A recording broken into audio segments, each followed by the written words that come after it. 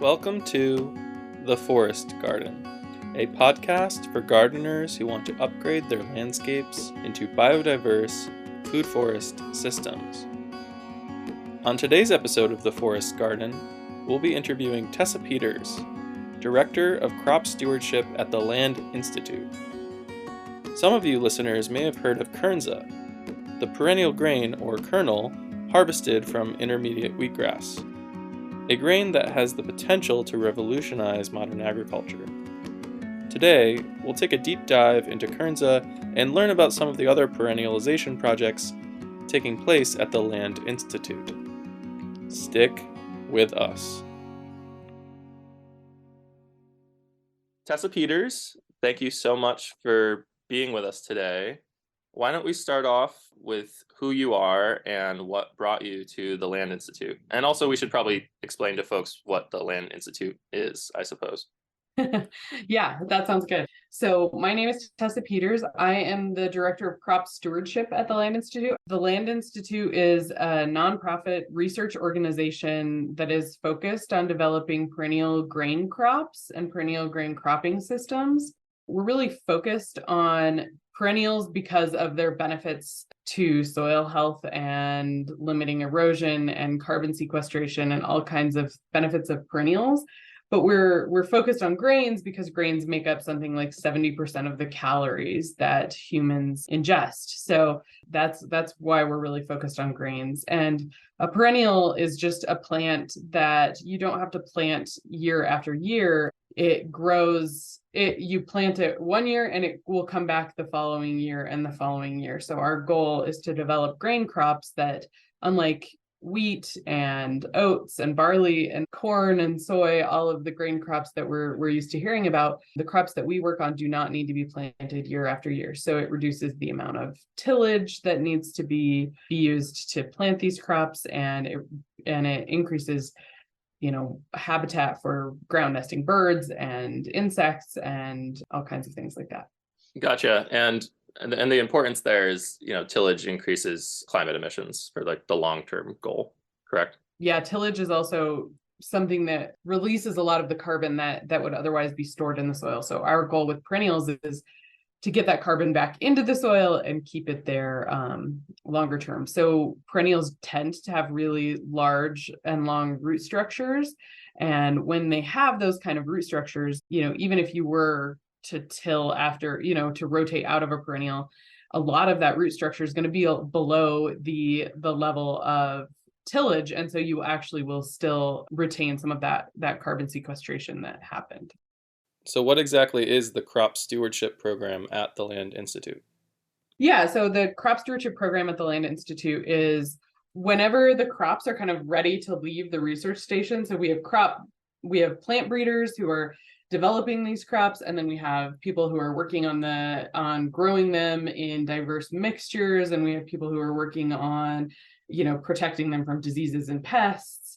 And when those plants get ready to leave the research station, that's kind of where my work begins and where my team and I work on developing supply chains, ensuring that these are safe as food crops, and then moving them into the marketplace and working with market partners.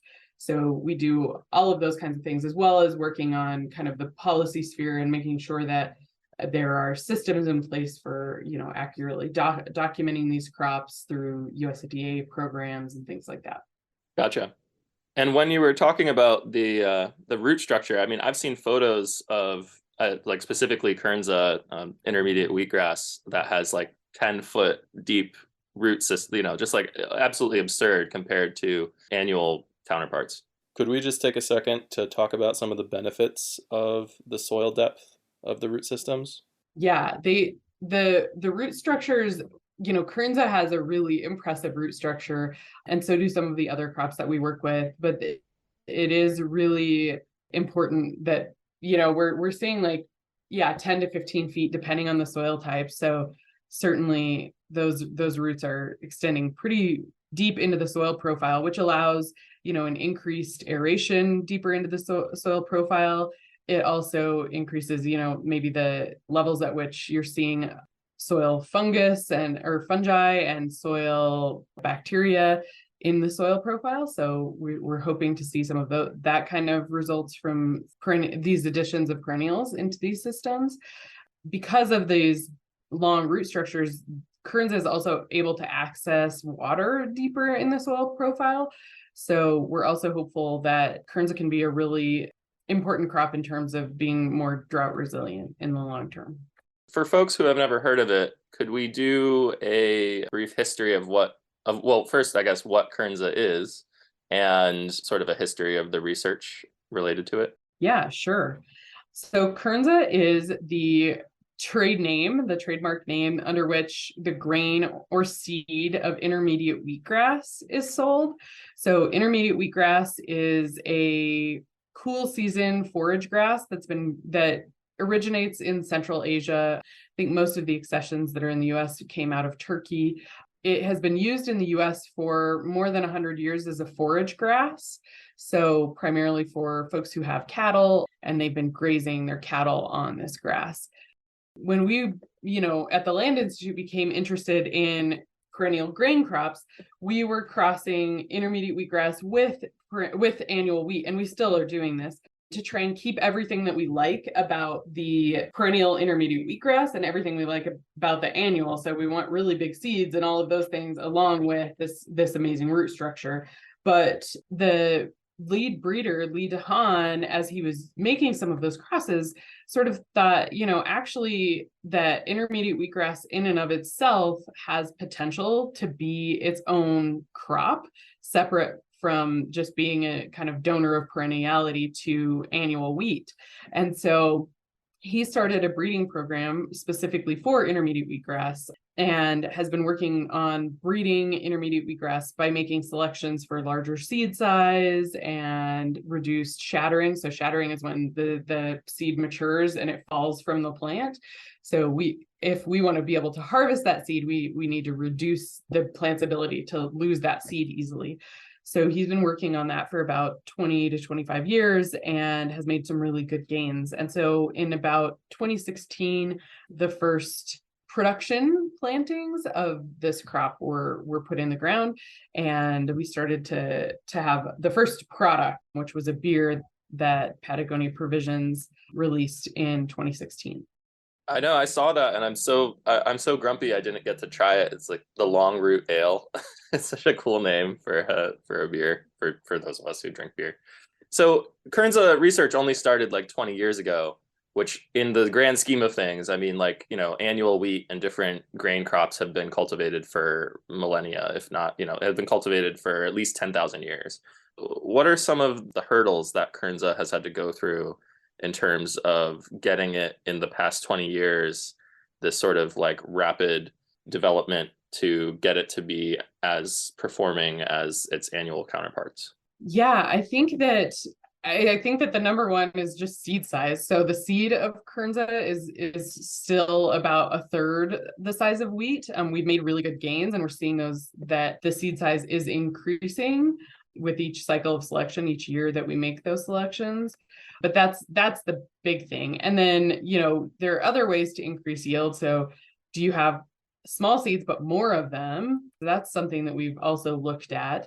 The main thing is just increasing the seed size so that we have higher yields and are able to get the grain to market at a price that's affordable for consumers. So that's the really big challenge that wheat's ancestors have also had to be selected for increased seed size. And after the 1960s, or after the Green Revolution, that was sort of when we really saw big gains in wheat yields. And so we're also interested in getting gains in Kernza yield, but not necessarily having to rely so heavily on inputs to be like chemical inputs to be the reason that we get those yields. So we're really, at this time, really focused on the plant breeding and getting the yields increased. But yeah, shattering is another one. The other thing is that, as we make selections for yield, we really are wanting to see what those effects then do to the below ground root structure and things like that. So we're really curious about whether those selections will change Kernza's root structure, because of course we don't want large changes in terms of that root structure. Could we take a moment to talk about the processing? So like, a grower grows out Kernza in their wheat in what could have been an annual wheat field. I imagine they have some sort of machinery come through, and then what happens next? So generally, folks are harvesting with a combine, whether that they're straight cutting it or whether they're like swathing it and then picking it up. And then they send it. The next step is to send it to a processing facility where it can be cleaned. And for many uses, then it has to be dehulled. So it is in the hull the same as like, oats or some barleys and some other ancient grains. The hulls are generally not a problem for brewers. A lot of times, most brewers are adding, some kind of rice hulls or something like that to their mash to keep it from getting too sticky. So a grain that's in the hull is actually not too big a problem for brewers. But for flour applications, anybody who's going to make bread or crackers or other pastries, the grain will have to be dehulled and then milled into flour. And so the dehulling process, I think it's pretty straightforward. Folks who work in dehulling can absolutely do that. And the main problem, I think, after that, because the grain's small, separating the hull from the grain itself can be difficult, just because usually folks are separating by weight, but if the grain's small and the hull is about the same weight as the grain, it can be difficult to separate that. So it has to be cleaned, dehulled, and then the hulls have to be cleaned out of the dehulled grain. And that's the process. Gotcha. And I imagine that sort of requires a certain amount of partners who are invested, people who are interested in Kernza and sort of believe in the long-term goal, and then are willing to take on the grain as something that's new. And is there like an established structure of facilities out there for the processing of Kernza because it is smaller and sort of something new to the market? Yeah, there are not too many just kind of dedicated Kernza processors. We have a couple of folks who really have centered Kernza as a part of their business model and have invested in processing. But a lot of times what's happening is that folks who process other grains, are willing to take Kernza in and do some toll processing on behalf of the growers. So that's a lot of what's happening right now in the marketplace. And that's always difficult because, of course, having someone shut down their oat line or something like that, have to readjust all of their equipment, have to clean everything out, have to run the Kernza, then they have to shut it down again, readjust it back for whatever they usually use. And that tends to be, kind of cumbersome and difficult. So yeah, I think getting that middle of the supply chain is more established is a really important goal for Kernza, both for Kernza producers, for Kernza folks like the Land Institute and our partners like at the University of Minnesota. That's definitely something that we're all trying to work toward. So where in the US right now is Kernza being grown? Kernza is being grown kind of in many different locations in the US, but I would say there are sort of three sort of hubs that are really evolving, and one is in Montana. We have a lot of acres in Montana where producers like Kernza because it provides them with a couple of different options. Most of those producers have cattle, and being able to use the grain or use the crop as a forage for their cattle and either, do dual use where they get grain and forage, or some of the growers that I work with, if it's a drought year and the rest of their farm isn't looking good, the Kernza is usually still pretty green and they can go ahead and harvest that for hay and have that hay available for their cattle over the winter. That's been a really an area where we've seen a lot of producers adopting Kernza. And then the upper Midwest, primarily Minnesota and Wisconsin. And we have a lot of partners in Minnesota who are plant breeders, supply chain coordinators, market development folks. There's just a plethora of activity going on in Minnesota. And the Minnesota Department of Ag and the state of Minnesota have been really supportive of perennial grains and Kernza in particular. And so there are also some incentive programs and things that I think really bring Kernza growers some incentives in Minnesota. And then the final area that we really are seeing growth is kind of the Kansas, Nebraska, Central Plains. It's a really fantastic wheat growing area. So, producers are pretty used to working with small grains, and we've had really good luck with producers being able to have good production on those fields too. So those are sort of the three areas. And then we have producers who are, outside of those. We have producers in Wyoming and Colorado and New York and kind of all over. Kernza does have to grow somewhere that gets cold. So we don't have a lot of producers in like the South, just because it needs to have a period of dormancy and cold weather to allow it to get to flowering. You perfectly segued into my next question. I was going to ask, where in the country might it perform best based on climate and that sort of thing. A deeper dive into that question, specifically like site location. Does intermediate wheatgrass or Kernza prefer like a dry soil or a loam? I understand the research is still ongoing, but besides, a cooler climate, what are some of the other requirements for the success of the plant? Yeah, it definitely does not do well in really wet soils. It does not like to have its roots wet for very long. So anywhere that's sort of low lying or tends to flood is probably not a great area for Kernza. Intermediate wheatgrass plant will grow kind of in a lot of different types of soil. Certainly, the more organic matter and healthy the soil, probably the better yields you're going to get. But yeah, it will grow pretty much anywhere that has about 5 or 6 weeks of temperatures below, 50 degrees, so that it has time to go dormant in the winter. And then it will come back in the spring and produce grain in the summer.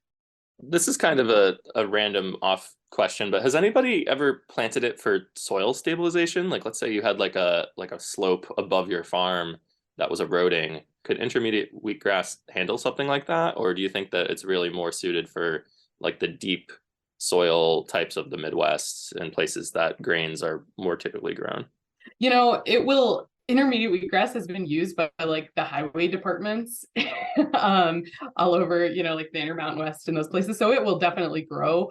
If you put it on a shallow soil and you put it somewhere that isn't the best production, you're not going to get great yields. I mean, that's true of probably any plant. Like the more you kind of nurture it, the better your yields are going to be. But certainly it will grow there, and it could be a really important crop, I think, for erosion control. And I know we've had some producers who've put it in buffer zones and things like that. So the better your soil, the better your yields, but certainly the plant itself is pretty hardy, and I think will grow in a lot of those kinds of soils. So similarly, like let's say I have a farm that's 3 acres and I want to integrate Kernza, and maybe that's not a large enough space for me to be producing Kernza, to the point that I can output massive amounts of this grain enough to like create a cereal or something. But what is the size of, what is like the general acreage that folks who partner with you are using to produce the crop right now? Yeah, I think the largest kind of contiguous acreage is probably about 200 acres, and the average size of the fields of producers we work with is probably about 20 acres. So there is quite a range, but most folks have about 20 acres. We early on we had a lot of folks who had 3 to 5 acres.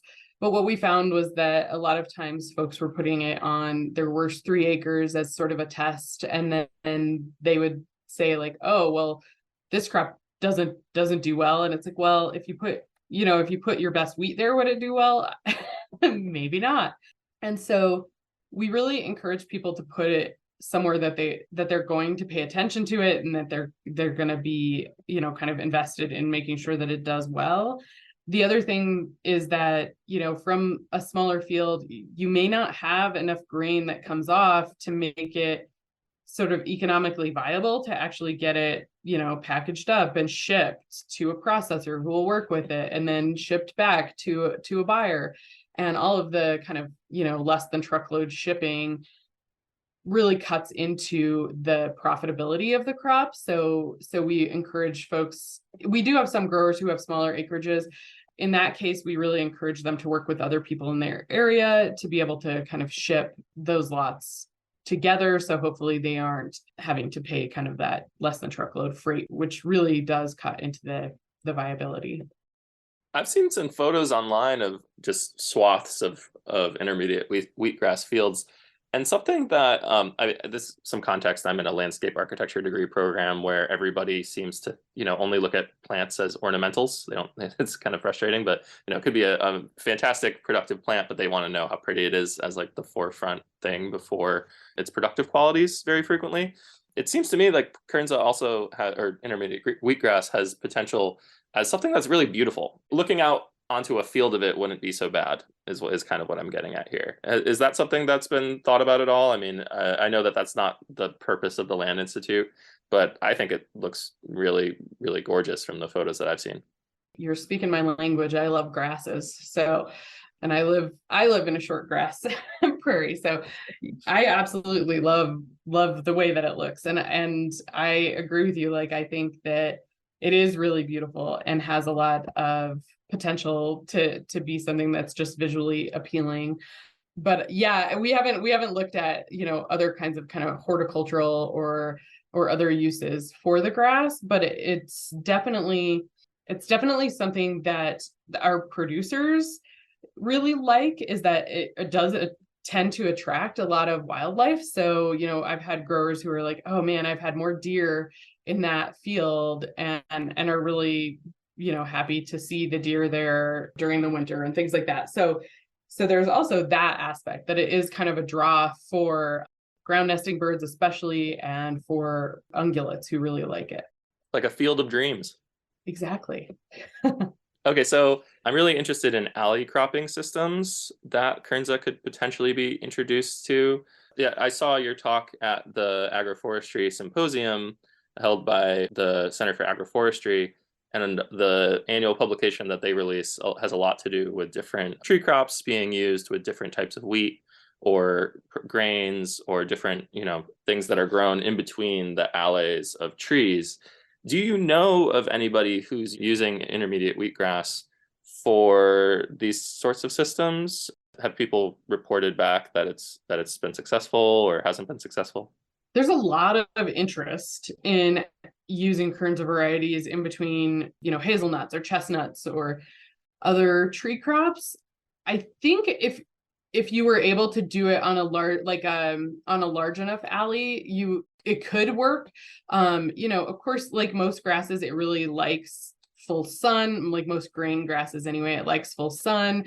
And it's possible that, the yields near the trees would be pretty low, but we don't really know. We've had a couple of folks who I think have put it in the hazelnuts, as particularly like in the last, but really only in the last year. So we don't have, good data on how it works. I've also had people who are really interested in putting it in to vineyards. I always say it is going to compete for water. Like it does like water. And so it's not something that you're going to want to put in a really dry area and think it's just going to thrive. So without additional water. So I don't know. It's something that for sure is of interest, but no, we just haven't had enough people do it. And we haven't had any kind of research or scientific studies that have used Kernza in like an alley cropping system. We have done, intercropping with alfalfa and some other clovers, but that's sort of about as far as we've done at the Land Institute. We're really interested in how we might pair Kernza varieties of intermediate wheatgrass with legumes so that the legume would be providing the nitrogen that the crop needs.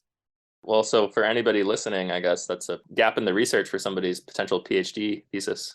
Yeah. So similarly, you talked about how it had been used as a forage for cattle. Another thing that I'm interested in is silvopasture, the combination of animals foraging in these sort of systems.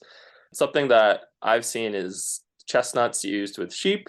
If you use something like sheep or other ruminant animals, with intermediate wheatgrass, is it, you can't, in that circumstance, there's no harvesting of the Kernza kernels for yields? Is that the case? Like you're sacrificing one for the other? Or is there a way to sort of integrate the system or design the system so that you can have animals move through after the kernels have been harvested? How does that work? Oh yeah, definitely. We've had a lot of folks who've worked on grazing primarily cattle. I know a couple of people who do have sheep, but it really has only been in the last year that I've been working with folks who have sheep on Kernza. But yeah, we have cattle. We have a lot of folks who will, maybe take the cutting of Kernza in the summer and then let the grass kind of recover, and then go back and graze it, in the late fall and winter, and pull their animals off sometime in the early winter. So we have a lot of folks who do that kind of dual use. The biomass after harvest has to be removed for the plant to regrow for best yields anyway. And so there is also that straw that comes off the field it's like a higher quality than a wheat straw. So a lot of folks have been using that as like a low quality additive to their winter rations for ruminant animals as well. It seems like it's quite diverse in its uses. Yeah, I think the most exciting thing for producers about Kernza is that it gives them options. They have the option to graze it. They have the option to hay it. They have the option to harvest it for grain. We don't require any particular combination of those things. So we have a lot of growers who are doing grain only, but we have a lot of producers who are grazing or doing graze and grain. And so that's definitely been, I think, the most exciting thing. And the growers who are happiest with Kernza are taking advantage of that dual use. It's really exciting. I mean, any multifunctionality and sort of in an already perennial system is just really fantastic compared to the standard commercial agriculture with chemical inputs and all the rest. So in your talk that I saw at the symposium, you talked about the valley of death and the sort of the market side of things, of getting Kernza from something that is government funded and working with small operators like to the masses. Could we talk about that process a little bit? Yeah, definitely. So I think a good analogy for getting these perennial grains from the research station and really just pure research into the mainstream is the alternative energy industry. So if you look at like solar panels in the late 70s, early 80s, where it's like, there's the technology there, but it's not at its most efficient, and there's a lot of research that still needs to be done. There are a lot of people really sort of fighting to get additional funding for this technology that they know is going to be important. And I would say that's kind of where we are. We're really trying to increase the funding levels for perennial grain research. So we really need, everything from the agronomics and the plant breeding and all of that to happen. And at the same time, we need investment in the whole package, which is how do we then process these grains? Where do they get processed? I have producers who call and they're like, well, can I take this to my elevator? And of course, the answer to that is no. No elevator is going to take this really specialized grain. But how do we get to that point? How do we get to that point where, we can find the support systems, both public and private, so both government funded and philanthropic, and companies wanting to invest in this grain that really is game changing in terms of its ability to improve soil health and, water quality and all of these things. I think that the main thing is that we're really interested in how we can increase the funding both for the research, but also get private companies and food and beverage businesses to see that this is really game changing and that they also have a role to play in terms of being proactive in their supply chains to make sure that the products that they're using are really truly regenerative. to that point, I saw that I think it was Whole Foods said it, named Kernza as one of their like top 10 like upcoming food trends or something like that, which I was like, yes, big companies are signing on. So when we talk about the products, have you tried the products? Personally, I've never had the opportunity to try Kernza. My co-host Ben, who unfortunately couldn't be here today, has had the Kernza cereal, and he said it tasted really good. And he was like, "Yeah, it tasted like a normal cereal. Like it was great." So, what are some of the products? And do you have a favorite by any chance? Oh yeah, I definitely have a favorite. My favorite is Perennial Pantry's crackers. They have really amazing crackers that have Kernza as one of the ingredients, and they're really delicious. But yeah, so I've tried a lot of the product, not all of them. There are new products coming online all the time. So I actually just ordered some Kernza pancake mix for the first time from Sturdy Wheat in Minnesota. So I'm excited to try that. Yeah, there are several different products. They're beers, and I've had several of the different beers. They're whiskey now on the market from Smoky Valley Distillery in Kansas.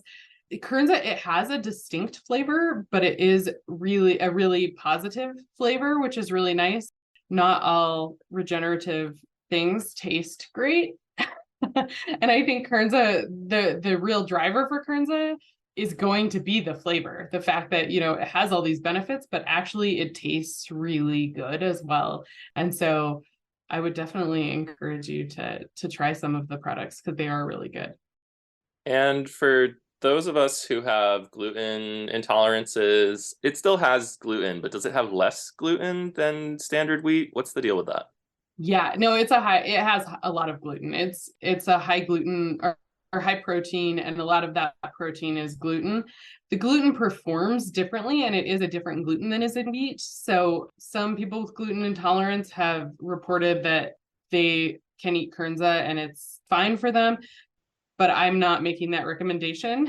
I want to be clear about that. If you have, celiac or gluten intolerance, this product does have gluten and should probably be avoided.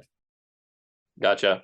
Could we talk about some of the other perennialization projects that the Land Institute is working on? I know that there's some sorghum and perennial rice and a few other things. Before I found out about Kernza, I found out about the survivor sorghum that was being offered through the Experimental Farm Network.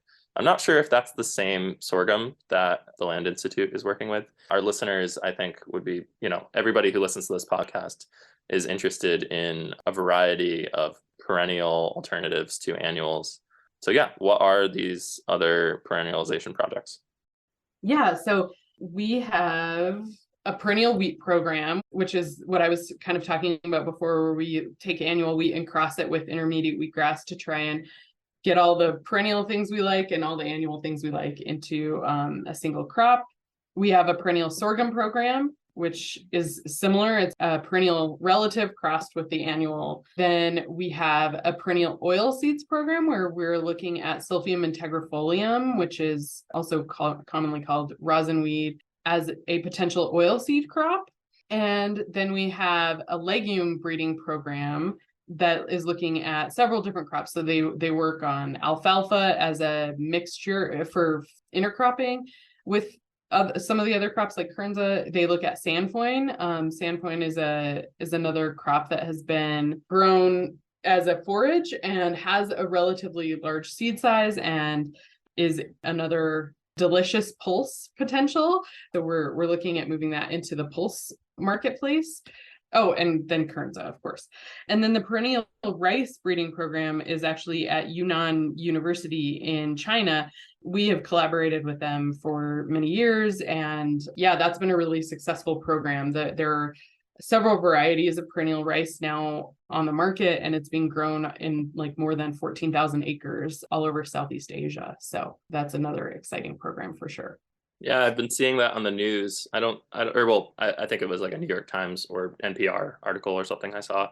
But that's really exciting. Rice feeds such a large population of the world. So I feel like that would just have such an incredible impact in terms of, climate goals, along with Kernza and all these other grains. Are there other products that are being made by the other projects, or are they not as far along as Kernza is?